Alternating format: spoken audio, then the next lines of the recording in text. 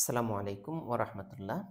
প্রিয় ভর্তিচ্ছু শিক্ষার্থীরা, আজকে আমরা কারেকশনের সেকেন্ড পার্ট পড়ব। চলো কথা না বাড়িয়ে সেকেন্ড পার্টে আমরা চলে যাই।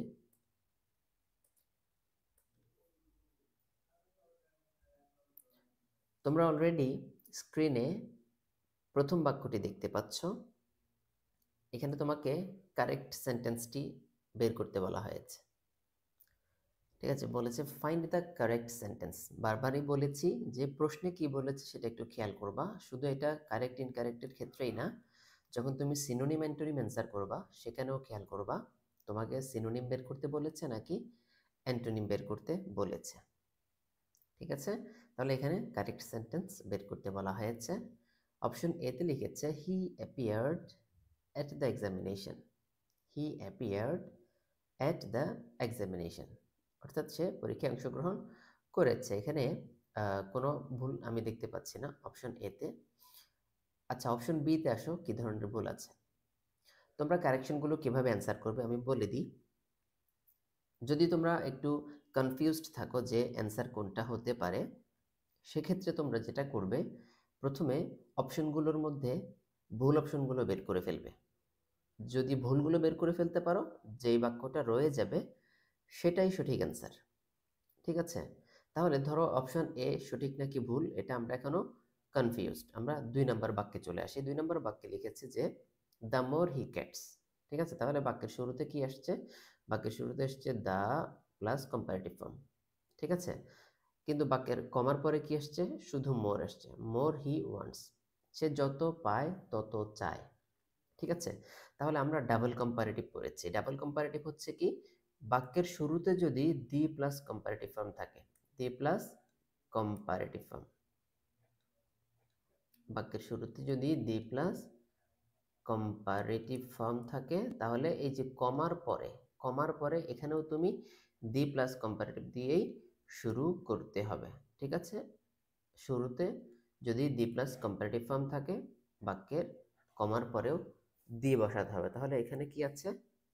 এখানে আমাদেরকে দি বসাতে হবে। ঠিক আছে,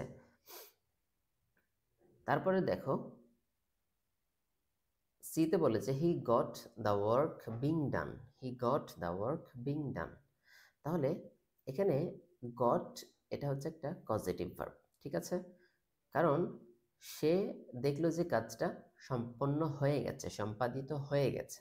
ঠিক আছে, তাহলে কাজটা সে করেনি, সে অন্য কাউকে দিয়ে কাজটা করিয়েছে। ঠিক আছে, তাহলে হি গট, তাহলে এই যে গেট, গট, গেটিং, ঠিক আছে, এই যে এটা যখন পজিটিভ ভার্ব হিসেবে ইউজ হয়, এই গেটটা যখন পজিটিভ ভার্ব হিসেবে আসে, এটার পরে যদি তুমি বস্তু দেখো, কি দেখো? বস্তু। ভালো করে শিখে নাও যে গেটের পরে যদি তুমি বস্তু দেখো, তাহলে এই পরের ভার্বটা ভি3 হবে। পরের ভার্বটা ভি3 হবে। অনুরূপভাবে এখানে হ্যাভও লিখে নাও। হ্যাভ এবং গেট এই দুটোর পরে যদি তুমি এই যে পরের শব্দটা যদি বস্তুবাচক কিছু হয়, তাহলে ভার্বটা ভি3 হবে। তাহলে এখানে আমরা গট দ্য ওয়ার্ক, তাহলে ওয়ার্ক এটা অবশ্যই বস্তুবাচক শব্দ। ঠিক আছে, তাহলে এখানে বিং হবে না, এখানে শুধু ডান হবে। শুধু কি হবে? শুধুই ডান হবে, বিংটা উঠিয়ে দিতে হবে। এবার তুমি অপশন ডিতে দেখো, বলেছে হি মেক। ঠিক আছে, he make his sister written the paper. He make his sister written the paper, তাহলে এই বাক্যটিতে আমরা দুটো ভুল পাচ্ছি। প্রথম ভুল হচ্ছে, যেহেতু হি আছে থার্ড পারসন সিঙ্গুলার নাম্বার, তাহলে এই যে ভার্বটা এটা এস অথবা ইএস যুক্ত করতে হবে। যেহেতু এখানে শেষে কি আছে? ই আছে, তাহলে আমাদেরকে এস যুক্ত করতে হবে। ঠিক আছে, তাহলে আমরা কি যুক্ত করব এখানে? এস। তাহলে এস যদি যুক্ত করি কি হবে? He makes his sister. তাহলে এই যে মেক, সে নিজে কাজটি করেনি, সে নিজে পেপারটি লিখেনি, তার বোনকে দিয়ে পেপারটি লিখিয়েছে। তার বোনকে দিয়ে পেপারটি লিখিয়েছে। তাহলে এই যে মেক, এটাও একটা পজিটিভ ভার্ব। দেখো, এটাও একটা পজিটিভ ভার্ব। যখন তুমি মেক এবং লেট দেখবা, মেক এবং লেট এই দুটোর পরে ব্যক্তি বস্তু যাই থাকুক, ভার্বের বেস ফর্ম বসবে। এই দুটোর পরে ব্যক্তি অথবা বস্তু যেটাই থাকুক, তুমি সরাসরি ভার্বের বেস ফর্ম বসাই দিবা, বেস ফর্ম। আর তোমরা অবশ্যই বেস ফর্ম চেনো, বেস ফর্ম কি। ঠিক আছে, তাহলে মেক এবং লেট এরপরে যদি তুমি ব্যক্তি বস্তু যেটাই দেখো, ভার্বের বেস ফর্ম বসাবা। ঠিক আছে, ওকে, তারপরে দেখো, তাহলে এখানে আমরা তিনটা অপশনের মধ্যে ভুল পাচ্ছি। তাহলে সঠিক অ্যান্সার কোনটা? সঠিক অ্যান্সার হচ্ছে অপশন এ। ঠিক আছে, আর বাকি সব অপশন ভুল। তারপরে চলো পরের বাক্যে যাওয়া যাক। আচ্ছা, তাহলে আহ, পরের সেন্টেন্সে কি আছে? Find the correct sentence. এখানেও তোমাকে কারেক্ট সেন্টেন্সটি খুঁজে বের করতে বলা হয়েছে। এখানে দেখো, অ্যান্ড দ্বারা যুক্ত, মনে রাখবে যে অ্যান্ড দ্বারা যুক্ত দুইটা নাউন যখন আলাদা আলাদা ব্যক্তিকে বোঝাবে তখন ভার্বটা প্লুরাল হবে। আর যখন অ্যান্ড এর আগের এবং অ্যান্ড এর পরের নাউনটা একটা বিষয়কে বোঝাবে, একটা বিষয়, ঠিক আছে, তখন ভার্বটা কিন্তু সিঙ্গুলার হবে। আচ্ছা, চলো তাহলে এখানে অ্যান্ড এর আগে আমরা দেখতে পাচ্ছি ফায়ার অ্যান্ড ওয়াটার। তাহলে এখানে ফায়ার একটা ভিন্ন জিনিস, ওয়াটার একটা ভিন্ন সত্তা, এই কারণে ভার্বটা প্লুরাল ভার্ব হবে। ঠিক আছে, এই কারণে ভার্বটা দেখো ডু নট হয়েছে, do not, do not agree, do not agree, ভার্বটা কি হয়েছে? প্লুরাল হয়েছে। অপশন বিতে দেখো বলেছে ব্রেড অ্যান্ড বাটার। ঠিক আছে, তাহলে এই যে দেখো এখানে অ্যান্ড দ্বারা দুটো নাউন, মানে দুটো শব্দকে একত্রিত করা হয়েছে, দুটো শব্দ এখানে, হ্যাঁ, দুটো নাউন। তাহলে এখানে ব্রেড অ্যান্ড বাটার বলতে কি বোঝাচ্ছে আসলে? ব্রেড অ্যান্ড বাটার বলতে কি বোঝানো হচ্ছে এখানে? কি ব্রেড অ্যান্ড বাটার বলতে আলাদা কোনো খাদ্যকে বোঝানো হচ্ছে? যেমন আমরা যে বার্গার খাই, তুমি দেখো তো বার্গার, এখানে ব্রেডও থাকে, আবার বার্গারের মাঝখানে কি থাকে? চিকেন থাকে। তুমি যেটার বার্গার নিবে সেই সব জিনিসপত্র, ইনগ্রিডিয়েন্টসগুলো থাকে। তাহলে তুমি কি এখানে প্রত্যেকটাকে আলাদা আলাদা কাউন্ট করবা, নাকি বার্গার এটা একটা খাবারের নাম বলা হচ্ছে?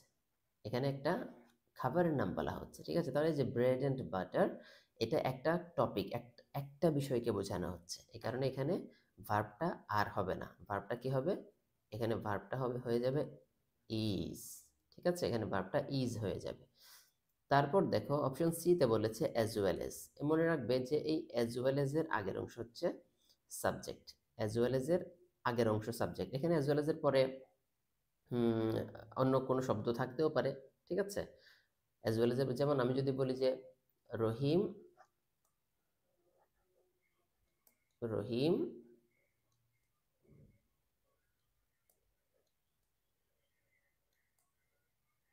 As well as Karim, Rahim as well as Karim is present, Rahim as well as Karim is present. তাহলে এই যে অ্যাজ ওয়েল এজ, মনে রাখো এই অ্যাজ ওয়েল এজ এর আগের অংশ হচ্ছে সাবজেক্ট। ঠিক আছে, এটার পরেও একটা নাউন থাকবে, বাট অ্যাজ ওয়েল এজ এর আগের অংশ হচ্ছে সাবজেক্ট। এটাই ভার্বকে কি করবে? ভার্বের উপরে ইমপ্যাক্ট ফেলবে। ঠিক আছে, তাহলে রহিম যেহেতু সিঙ্গুলার, এখানে আমরা ভার্ব কি দেখতে পাচ্ছি? ইজ হয়েছে। এখন তুমি যদি এখানে লিখো দে, ঠিক আছে, দে লিখলা অ্যাজ ওয়েল এজ করিম, তখন ভার্বটা প্লুরাল হয়ে যাবে, আর হয়ে যাবে। কেন? কারণ দে হচ্ছে যে এই সেন্টেন্সের সাবজেক্ট। ঠিক আছে, আমি আশা করি ক্লিয়ার, বোঝাতে পেরেছি। তাহলে এখানে অ্যাজ ওয়েল এজ এর আগের অংশ সাবজেক্ট, তাহলে অ্যাজ ওয়েল এজ এর আগের অংশ কি আছে?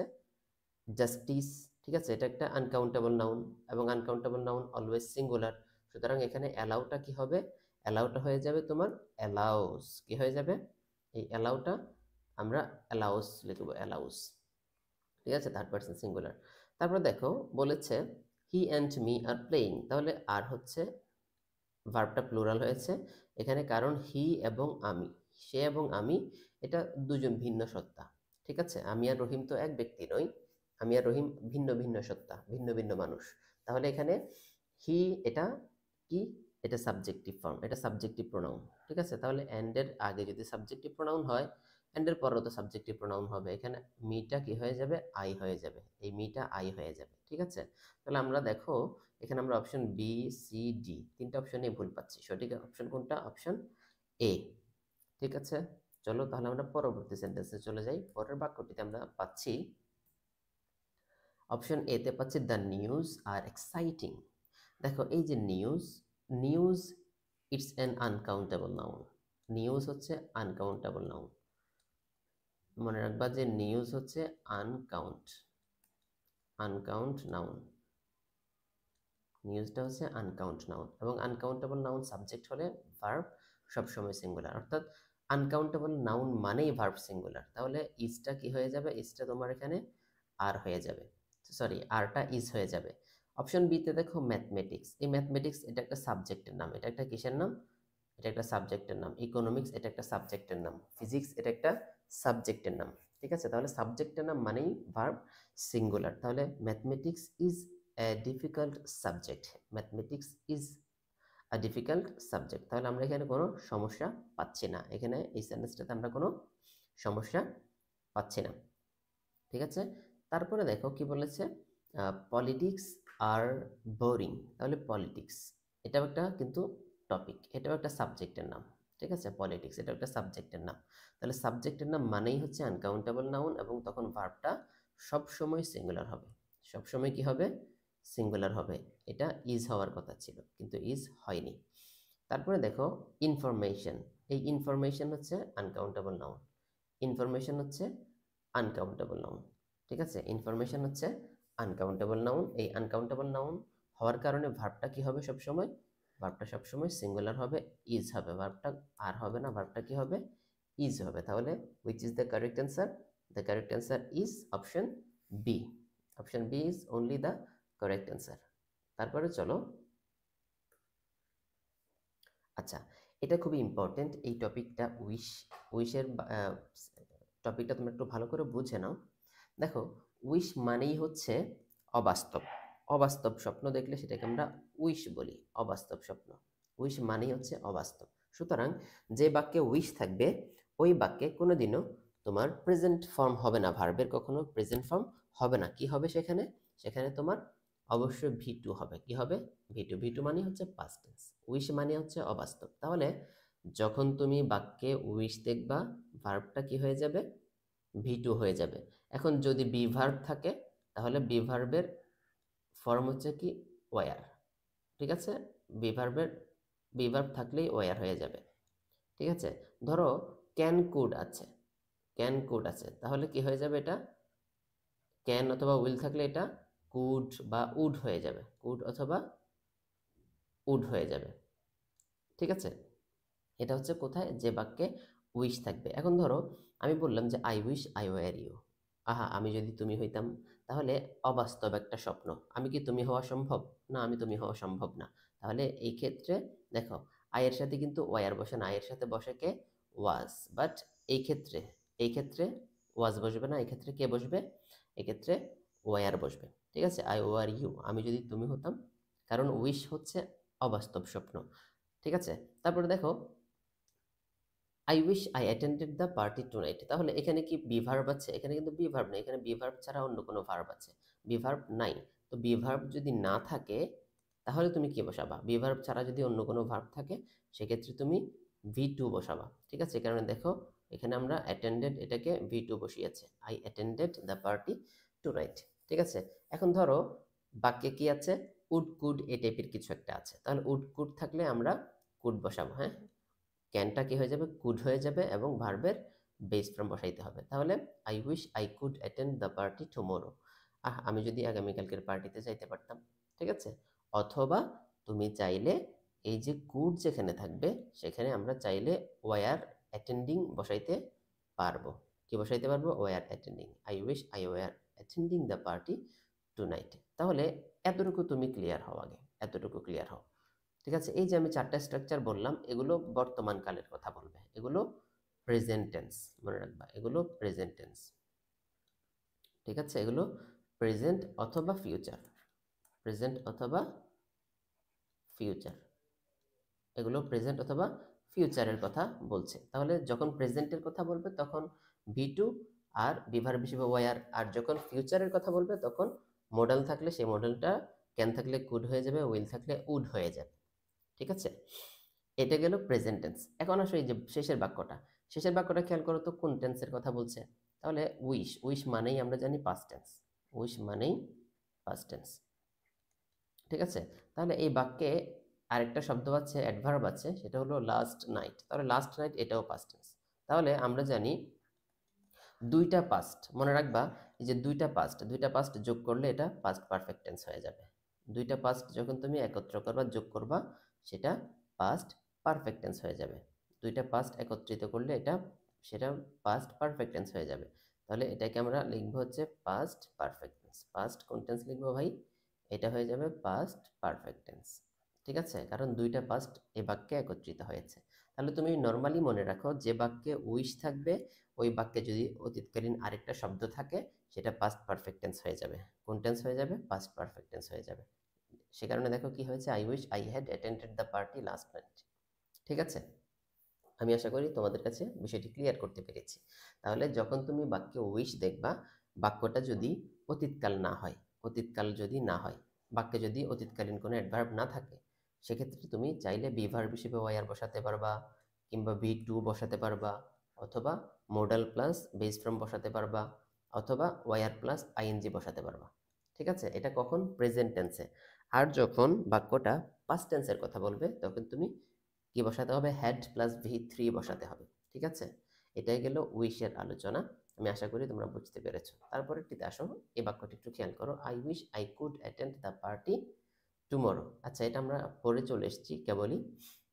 ঠিক আছে, যেহেতু টুমোরোর কথা বলেছে, সে কারণে আমরা এখানে কি বসাবো? কুড অ্যাটেন্ড বসাবো, কুড অ্যাটেন্ড। ঠিক আছে, অথবা কুড অ্যাটেন্ড না লিখে তুমি চাইলে ওয়ার অ্যাটেন্ডিংও লিখতে পারো, কোনো সমস্যা নেই। ঠিক আছে, চাইলে তুমি কুড অ্যাটেন্ডের জায়গায় ওয়ার অ্যাটেন্ডিংও লিখতে পারো, কোনো সমস্যা নেই। ঠিক আছে, কিন্তু আমি যখন টু নাইটের জায়গায় ইয়েস্টারডে লিখবো, ইয়েস্টারডে লেখার পরে তুমি এটাকে পাস্ট পারফেক্ট টেন্সে নিয়ে চলে যেতে হবে। আই হ্যাড অ্যাটেন্ডেড হয়ে যাবে, তখন আই হ্যাড অ্যাটেন্ডেড হয়ে যাবে। আমি আশা করি তুমি বুঝতে পেরেছো বিষয়টা। তাহলে এটা কি হয়ে যাবে? I had attended, I had attended. চলো পরের সেন্টেন্সে যাওয়া যাক, এগুলো আমরা পড়ে ফেলেছি। আচ্ছা, এটা একটু খেয়াল করো, লিখেছে he must be arrested if he try to leave the country. যদি সে, তাহলে এটা হচ্ছে কন্ডিশনাল সেন্টেন্স। আমরা পড়েছি যে কন্ডিশনাল সেন্টেন্সের ইফ অংশে যদি ভি টু থাকে তাহলে এই অংশে কি বসবে? তোমরা সবাই পড়েছো, হ্যাঁ, উড প্লাস বেস ফ্রম। ঠিক আছে, উড কুড যেটাই তুমি বসাও, তাহলে মূলত তুমি উড প্লাস বেস ফ্রম বসাইতা। ঠিক আছে, কিন্তু এখানে যদি তুমি এই উড প্লাস বেস ফ্রম বসাও, দেখো এটা ভুল হবে। এটা কেন ভুল হবে আমি একটু তোমাদেরকে বুঝাই বিষয়টা। আগে তোমরা একটা বিষয় মাথায় নাও, সেটি হলো মোডাল প্লাস ভার্বের বেস ফ্রম। এই বিষয়টা তোমরা একটু আগে মাথায় নাও ভালো করে। Modal plus base form, modal plus base form, এটা প্রেজেন্ট টেন্সের কথা বলে। মনে রাখবা, এটা হচ্ছে প্রেজেন্ট টেন্সের কথা বলে, প্রেজেন্ট টেন্স। এটা হচ্ছে কোন টেন্সের কথা বলে? এটা হচ্ছে প্রেজেন্ট টেন্সের কথা বলে। আর modal plus have, modal plus have plus V3, এটা তোমার পাস্ট টেন্সের কথা বলে,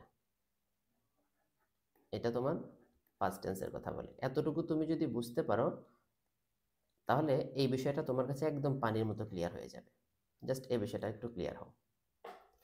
তাহলে মোডাল অক্সিলারির পরে ভার্বের বেস ফর্ম থাকলে সেটা প্রেজেন্ট টেন্সের কথা বলে, আর মোডালের পরে যদি তুমি হ্যাভ প্লাস V3 দেখো সেটা পাস্ট টেন্সের কথা বলে।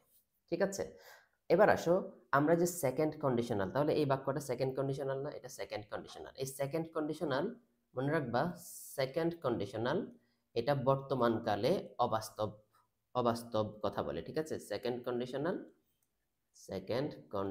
এটা বর্তমান কালের অবাস্তব নিয়ে কথা বলে। বর্তমান কাল খেয়াল রাখবা, যদিও এখানে V2 আছে, পাস্ট টেন্স আছে, তবু এটা বর্তমান কাল।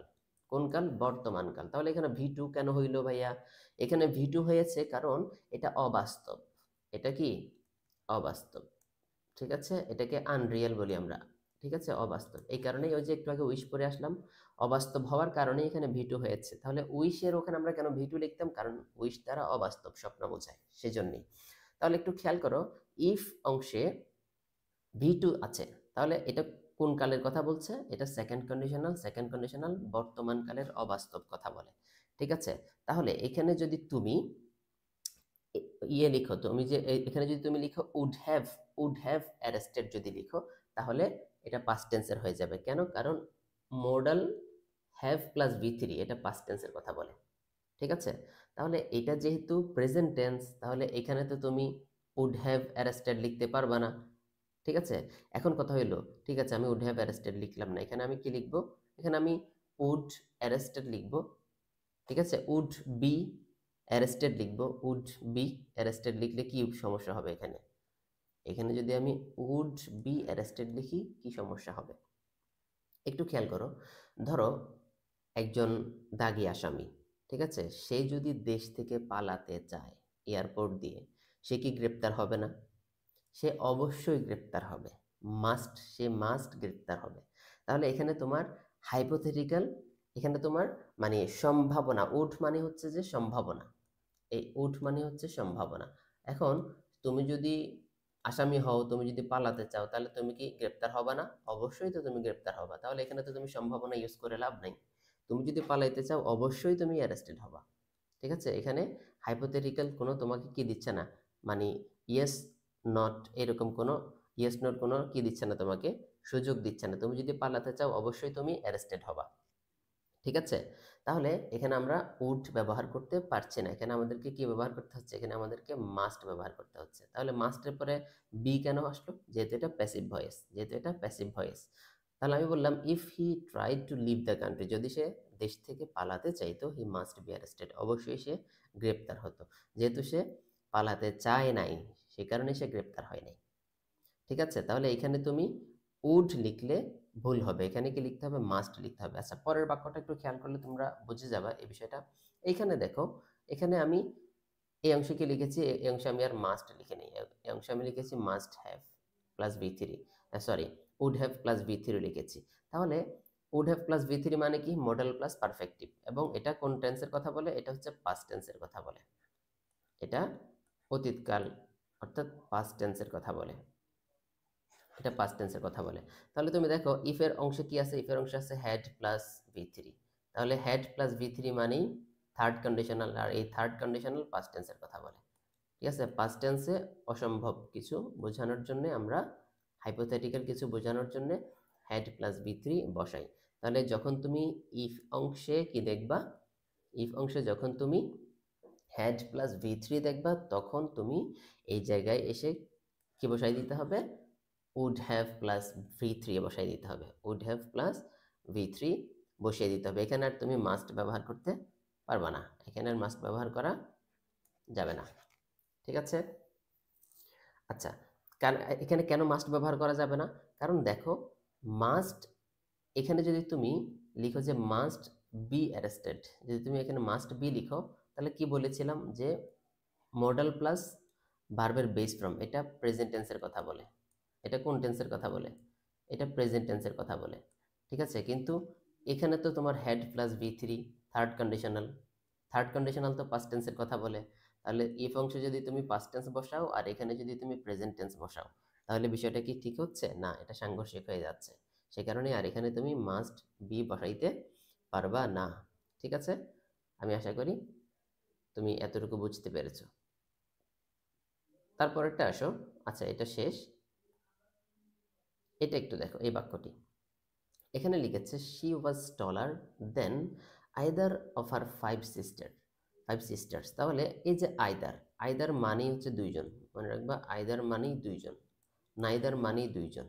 ঠিক আছে, তাহলে বলেছে পাঁচজন বোন, she was taller than either of her five sisters. তাহলে পাঁচজন যদি হয়, আইদার কেন হবে? এখানে আমরা কি লিখবো? এনি ওয়ান লিখবো, এনি ওয়ান। ঠিক আছে, any one of her five sisters. আমি আশা করি তোমরা ক্লিয়ার বিষয়টা। তাহলে এখানে আইদার না লিখে কি লিখবো? এনি ওয়ান লিখবো, যেহেতু আইদার মানে হচ্ছে দুইজন, এই কারণে অপশন এটা এখানে ভুল। অপশন বি দেখো, I was the man whom they thought was dead. দেখো এটা খুবই চমৎকার একটা প্রশ্ন। তোমরা একটা জিনিস মাথায় রাখবা, বাক্যে সাবজেক্ট এবং ভার্ব যদি জোড়ায় জোড়ায় মিলে যায়, জোড়া মানে কি? কাপল। জোড়া মানে কি ভাই? কাপল। ঠিক আছে, অর্থাৎ যদি তুমি বাক্যের মধ্যে সাবজেক্টের ভার্ব পেয়ে যাও, অর্থাৎ সাবজেক্ট এবং ভার্ব যদি বিয়ে করে ফেলে, কাপল যদি হয়ে যায়, সেক্ষেত্রে তুমি কি বসাবা? সেক্ষেত্রে তুমি হোম বসাবা। আর যদি সাবজেক্ট আর ভার্বের কাপল না মিলে, সেক্ষেত্রে তুমি হু বসাবা। সেক্ষেত্রে তুমি বসাবো হচ্ছে ও, তাহলে এখানে কি লিখলাম, এটা হচ্ছে কাপল। ঠিক আছে। আচ্ছা, দেখো তো এখানে আই একটা সাবজেক্ট, এটার ভার্ব হচ্ছে ওয়াজ। ঠিক আছে, আই ওয়াজ, তাহলে একটা কাপল পাইলাম। তারপরে দে থট, তারা চিন্তা করে, তাহলে এখানেও আমরা দুইটা কাপল পাইলাম। তারপরে ওয়াজ, এই ওয়াজ ওনার কি নাই, ওনার জোড়া আছে কিনা দেখো তো, ওনার কিন্তু জোড়া নাই। তাহলে ওনার যেহেতু জোড়া নাই, সে কারণে এখানে আর হোম লেখা যাবে না, এখানে আমাদেরকে লিখতে হবে হু। এখানে আমাদেরকে কি লিখতে হবে, হু লিখতে হবে, যেহেতু এখানে আর জোড়া নেই, কারণ এখানে আমি একটা কাপল পাইলাম, এখানে আর একটা কাপল পাইলাম। ঠিক আছে, দুইটা কাপল পাইলাম, কিন্তু এখানে ভার্ব তো তিনটা, দেখো, থট একটা ভার্ব, ওয়াজ একটা ভার্ব, এখানে আরেকটা ওয়াজ। ঠিক আছে, যার কারণে যেহেতু কাপল মিলেনি, সুতরাং এখানে হোম লেখা যাবে না, এখানে হু লিখতে হবে। তারপরে দেখো অপশন সিতে, who do you think, who do you think he is, তুমি মনে করো সে কে। ঠিক আছে, তাহলে এখানে আমরা আপাতত কোনো ভুল দেখতে পাচ্ছি না, আপাতত দৃষ্টিতে কোনো ভুল নেই এখানে। অপশন ডিতে দেখো কি বলেছে, আইদার অফ দ্য স্কলার্স। তাহলে এই যে আইদার, আইদার মানে কয়জন, আইদার মানে দুইজন। ঠিক আছে, এই আইদারের পরে যদি তুমি অফ দেখো, এই আইদার অফ থাকলে এরপরে নাউনটা কিন্তু প্লুরাল হবে, পরের নাউনটা কি হবে, প্লুরাল হবে।